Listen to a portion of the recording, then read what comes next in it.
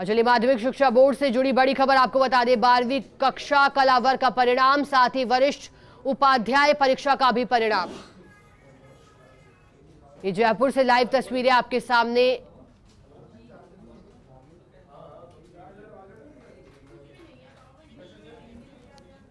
और देखिए मंत्री बीडी कल्ला भी पहुंचे हैं। 12वीं कक्षा कला वर्ग का परिणाम माना जा रहा है कि बस अब से कुछ ही मिनटों में ये परिणाम आने वाला है। और हमारे साथ सहयोगी नरेश शर्मा जुड़ गए हैं। नरेश जी, 12वीं कक्षा कला वर्ग का परिणाम का इंतजार है, क्या और जानकारी इस पूरे कार्यक्रम को लेकर? बिल्कुल, देखिए शिक्षा मंत्री बीडी कल्ला है, वो इस परिणाम को जारी कर रहे हैं। उनके साथ राज्य मंत्री भी मौजूद है, विभाग के तमाम अधिकारी हैं और इस रिजल्ट को जारी कर दिया गया है जो हम आपको बताते हैं। और उसके बाद कुछ देर में जो यहाँ बताया जाएगा कि कितने जो बच्चे हैं वो पास हुए हैं, लड़के कितने पास हुए, लड़कियां कितनी पास हुई, कुछ डिटेल है वो यहाँ पे बताएंगे शिक्षा मंत्री बीडी कल्ला। उन्होंने ऑनलाइन जो है बटन दबा के अपने कंप्यूटर का रिजल्ट को उन्होंने जारी किया है। तो जो माध्यमिक शिक्षा बोर्ड का जो 12वीं का कला वर्ग का परिणाम है वो घोषित कर दिया गया है। अब पूरी डिटेल्स जो है वो शिक्षा मंत्री बीडी कल्ला बता रही है। जी।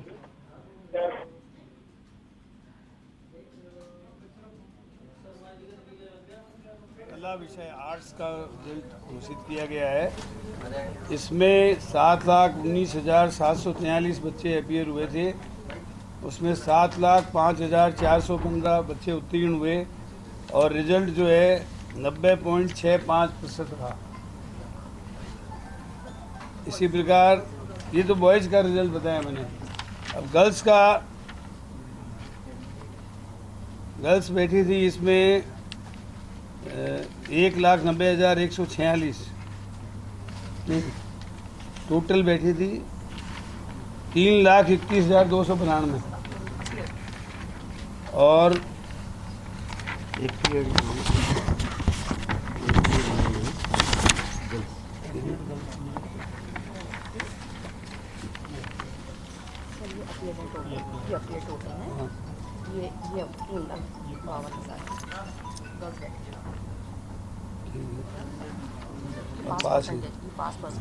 पासिंग परसेंटेज इनका रहा 94.06% और टोटल रिजल्ट रहा है 92.35%। ठीक है, देखिए मैं बताऊंगा आपको। Total boys and girls appear हुए थे 7,19,743 और इसमें अपीयर हुए 7,05,415 और इसमें पास आउट हुए हैं टोटल 92.35%। टोटल रिजल्ट ये है। और बॉयज़ का गर्ल्स है 90.65 और गर्ल्स का है 94.06%। इसकी कॉपियाँ दे देंगे आप। गर्ल्स ज़्यादा पास हुई 94.06। वरिष्ठ उपाध्याय में टोटल अपीयर हुए थे 5,470 और इसमें टोटल पास आउट हुए हैं ये 84.61%। इसमें बॉयज़ का रिजल्ट है 80.23% और गर्ल्स का है 88.60%। इसकी कॉपियाँ आपको अभी दे देंगे। ठीक है, और कोई बात पूछनी है? सर, गवर्नमेंट स्कूल का कैसा रहा है परफॉर्मेंस? गवर्नमेंट स्कूल आजकल बहुत अच्छा परफॉर्म कर रही है। अभी विद्याधर नगर में वैसे तो अलग अलग नहीं निकालते बॉयज़, लेकिन कुल मिलाकर के आपको मैं बताऊं, विद्याधर नगर में जो हमारे एडमिशन्स हुए हैं उसमें 30 सीटों के लिए 2600 एप्लीकेशन आई और लॉटरी से 30 व्यक्तियों का एडमिशन हुआ। मुझे बड़े बड़े लोगों के एडमिशन के लिए मैंने कहा हमारा कोई रिजर्वेशन नहीं है। प्रेस के सामने लॉटरी निकली है, इसमें कोई चेंज नहीं हो सकता। ऑन एन एवरेज 30 सीटों के लिए 300 फॉर्म आए हैं।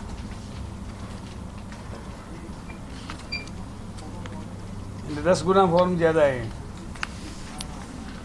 वैसे भी एजुकेशन का जो लर्निंग प्रोसेस का भी सर्वे हुआ था उसमें राजस्थान पहले 3 राज्यों में से एक था। दिल्ली का बहुत बड़ा विज्ञापन है, वो 7 राज्यों में से एक था। इसलिए राजस्थान हर क्षेत्र में आगे बढ़ रहा है। हम इंस्पायर अवार्ड में फर्स्ट आए हैं, फिट इंडिया में फर्स्ट हैं, और अभी 5 विश्व रिकॉर्ड हमने बनाए।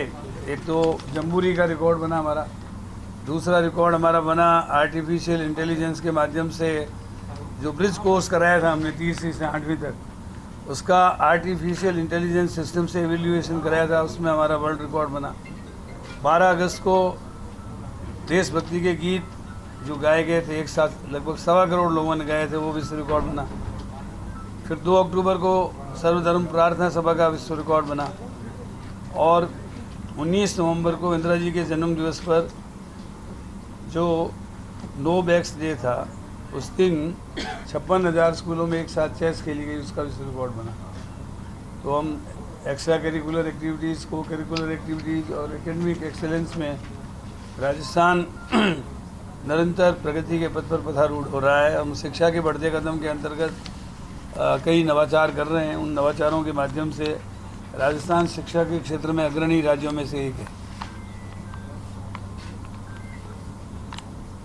मैडम, छुट्टियां प्रारंभ हो गई है, शिक्षक तबादलों का इंतजार कर रहे हैं, तो तबादले कब तक शुरू होंगे? थर्ड ग्रेड के शिक्षक भी काफी इंतजार कर रहे हैं। तबादले खुलने तो उनको रिलीफ देंगे।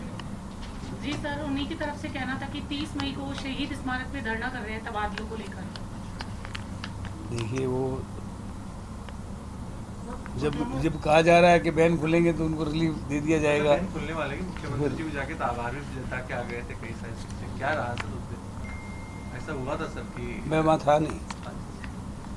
कई सारे शिक्षक गए थे सर कि होने वाला है, फिर वो क्या प्रोसेस चल रहा है क्या सर? हाँ, प्रोसेस है सर। आपने वो एक पॉलिसी बना के दी थी सर, आपने लास्ट टाइम भी कहा था कि उस पर चल रहा है, तो हो सकता है कि इलेक्शन है, लेकिन आप जानते हैं कि जब जिस समय स्टार्ट होगा उस समय हो जाएगा उसका भी। Third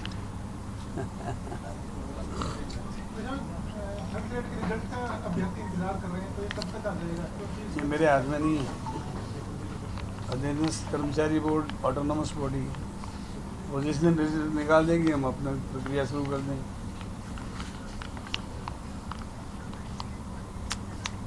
sir, new education policy को लेकर क्या चल रहा है? न्यू एजुकेशन पॉलिसी को इम्प्लीमेंट करने के लिए राजस्थान में मुख्य सचिव की अध्यक्षता में कमेटी गठित कर दी गई है। जिला स्तर पर जिला कलेक्टर्स की अध्यक्षता में कमेटी बना दी गई है, और हर तरीके से उसका एक्शन प्लान बना लिया गया है। लेकिन अभी तक इसके लिए भारत सरकार ने कोई वित्तीय सहायता उपलब्ध नहीं कराई है। पॉलिसी बनाने के बाद पॉलिसी को इम्प्लीमेंटेशन करने के लिए आप जानते हैं कि प्री प्राइमरी एजुकेशन शुरू हो रही है। प्री प्राइमरी एजुकेशन का इंफ्रास्ट्रक्चर बनाने के लिए, इनके लिए जो स्टेट्स को सहायता मिलनी चाहिए वो अभी तक नहीं शुरू हुई है। वो तत्काल केंद्र सरकार को शुरू करनी चाहिए ताकि इस काम को और आगे बढ़ा सके। सर, नए मतलब जो भी अभी सेशन में आए हैं, फीसों में बढ़ोतरी कंटिन्यू हो रही है निजी स्कूलों में, जबकि 10% का है गवर्नमेंट का, लेकिन फिर भी कंटिन्यू ज़्यादा बढ़ोतरी। और इसके बारे में क्या कहना चाहेंगे? इसके बारे में जो शिकायतें आएंगी उनको मेरिट के आधार पर हम देखेंगे। इस बीच में हमारे चुनाव घोषणा पत्र में एक प्राधिकरण का प्रावधान किया है, उसका भी गठन की प्रक्रिया चल रही है। जैसे ही वो प्राधिकरण बनेगा, निजी शिक्षण संस्थाओं के बारे में किसी भी प्रकार की कोई भी शिकायत होगी वो प्राधिकरण डिसाइड करेगा। वो बिल्कुल एक तरीके से ये कहना चाहिए कि न्यायिक बॉडी होगी। स्टाफिंग पैटर्न है वो लागू समीक्षा तो हो गई, लागू नहीं होता है। कौन सा स्टाफिंग पैटर्न जो है वो लागू हो गया है, समीक्षा हो गई है, लेकिन लागू नहीं हो पाया। प्रारंभिक शिक्षा में ये काम हम कर चुके हैं, और माध्यमिक शिक्षा की हमारी पूरी तैयारी है। जब भी हम इसको देश काल परिस्थिति के अनुसार लागू करना चाहें लागू कर दें। सर, 10वीं बोर्ड का रिजल्ट पेंडिंग है, कब तक आने की है सर? क्योंकि 12th के सारे रिजल्ट आ चुके हैं, तो 10th का पेंडिंग है, तो कब तक आएगा? मेरे ख्याल में जून के फर्स्ट वीक में, जून की फर्स्ट में या एक सप्ताह 10 दिन के अंदर अंदर जैसे जैसे तैयारी होगी कर देंगे। एक सर, जैसे विनोद जी ने पूछा, थर्ड ग्रेडों में जो भर्ती वाला मामला है सर, अगर रिजल्ट लेट हुआ तो प्रोसेस में चुनाव की आचार संहिता आ जाएगी, तो कहीं भर्ती अटकने का डर है। आचार संहिता तो अभी भाई सितंबर अक्टूबर से पहले थोड़ी आएगी। सितंबर अभी तो मई चल रही है। रिजल्ट भी नहीं आया, तो रिजल्ट आने में कम से कम अभी रिजल्ट आपको पता है, रिजल्ट शिक्षा विभाग के पास थोड़ी है। शिक्षा विभाग के पास तो नहीं है, लेकिन बेरोजगारों को डर तो लग ही रहा है भाई भर्ती। नहीं, कोई भर्ती बिल्कुल समय पर होगी और आचार संहिता से पहले हो जाएगी। सर आरटी जो गफड़े हो रहे हैं, आरटी में आपको देखा जा रहा है कि बहुत सी स्कूलें जो मतलब बच्चों का एडमिशन ले रही है और बाद में आरटी के एडमिशन होने के बाद में मना कर रही है कि हमारे यहाँ सीटें फुल हो गई, तो उसके बारे में क्या कहना चाहेंगे? अभी रिसेंटली दैनिक भास्कर में ये न्यूज़ भी आई थी। न्यूज़ तो आई थी, लेकिन हमारे पास इंडिविजुअल शिकायत कोई आई नहीं है। आएगी तो उसको हम, जो संस्था आरटीई का पालन नहीं करती है, आरटीई एक्ट के अंतर्गत कार्रवाई करेगी। वैसा भी सेक्टर परिवर्तन की प्रक्रिया चल रही थी, अचानक स्थगित कर दी, तो इसका क्या कारण था? शिक्षक संगठनों की क्या मांग थी? शिक्षक संगठन ये चाहते थे कि 6 DA भी नहीं की जाए, पहले हमारे प्रमोशन किए जाए। पहले प्रमोशन होंगे, उसके बाद हाँ, उन्होंने मांग की थी। क्या मांग थी ये मैंने बता दिया आपको। Thank you.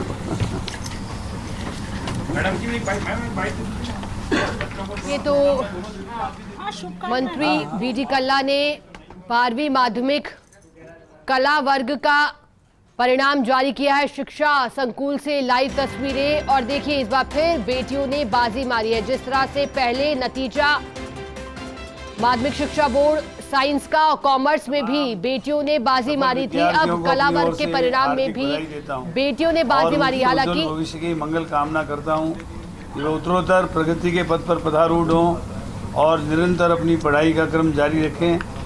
हमारे यहाँ मातृ देवो भव, पितृ देवो भव, आचार्य देवो भव की परंपरा रही है। माता पिता और गुरु, ये तीनों की त्रिवेणी बच्चे की प्रोग्रेस में सहायक होती है, और सबसे बड़ा सहायक होता है खुद विद्यार्थी। जो जितनी मेहनत करेगा वो उतना आगे बढ़ेगा।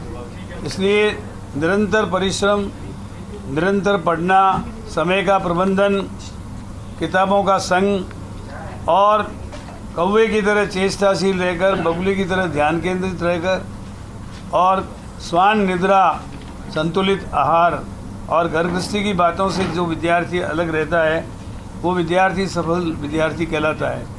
तो मैं उम्मीद करता हूँ कि आप इन बातों का ध्यान में रखते हुए निरंतर पढ़ाई करेंगे, वीडियो ऐप, वीडियो गेम से दूर रहकर किताबों का संग करेंगे।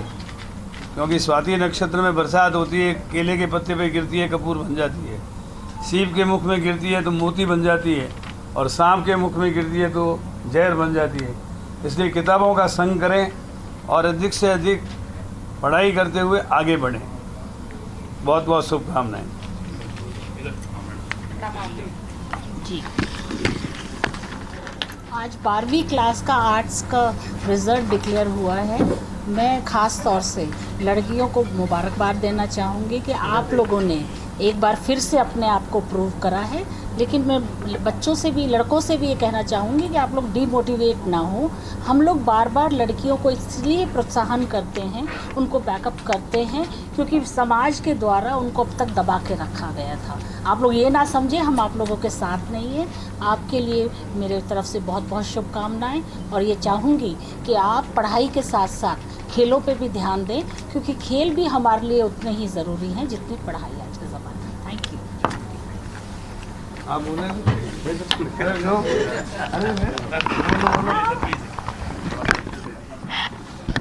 सबका व्यू पॉइंट आना चाहिए।